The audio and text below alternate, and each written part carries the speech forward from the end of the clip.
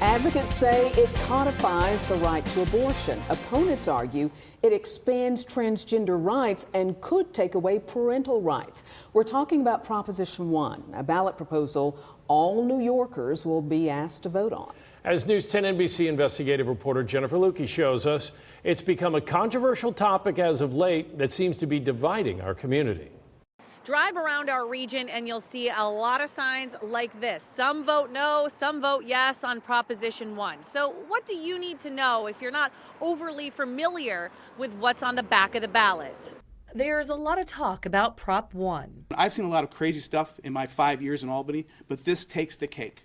We absolutely have to stop this. They're using these tactics to divide voters and create fear of won't somebody take care of our children? And it's simply not true.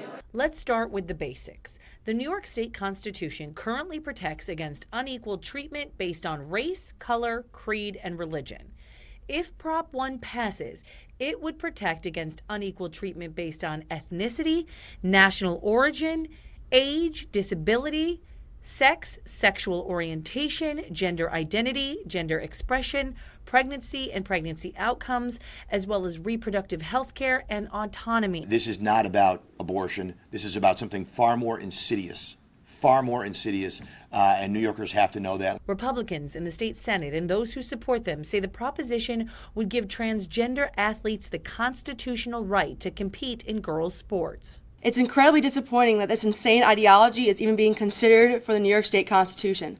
At the end of the day, this bill will make women's sports obsolete just to appease the woke ideology being pushed in this new world that we live in. But New York state law already has protections in place for trans students who play sports. So those who support Proposition 1 say the outrage is not warranted. All right, let's face it. The trans community is 0.006% of the population. We're talking like very few children.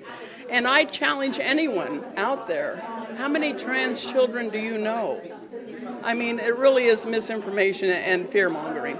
Proposition 1 would take protections that already exist and add them to the state constitution, basically making it a whole lot harder for lawmakers to reverse them. But those planning to vote no say it opens the door to legal arguments that could take a parent's right to be involved in their child's medical decisions away and allow non-citizens to vote. I think there's people who are afraid to be critical of it for fear of being called a bigot. Folks on both sides of the prop just want to make sure people do their homework before flipping over the ballot on Election Day. It hasn't been widely publicized. I keep running into big crowds of people where almost no one has heard about it. So if the only thing they see is a sign about girls' sports, oh, I support girls' sports, they could be misled. For more information on Proposition 1, go to our website, WHEC.com.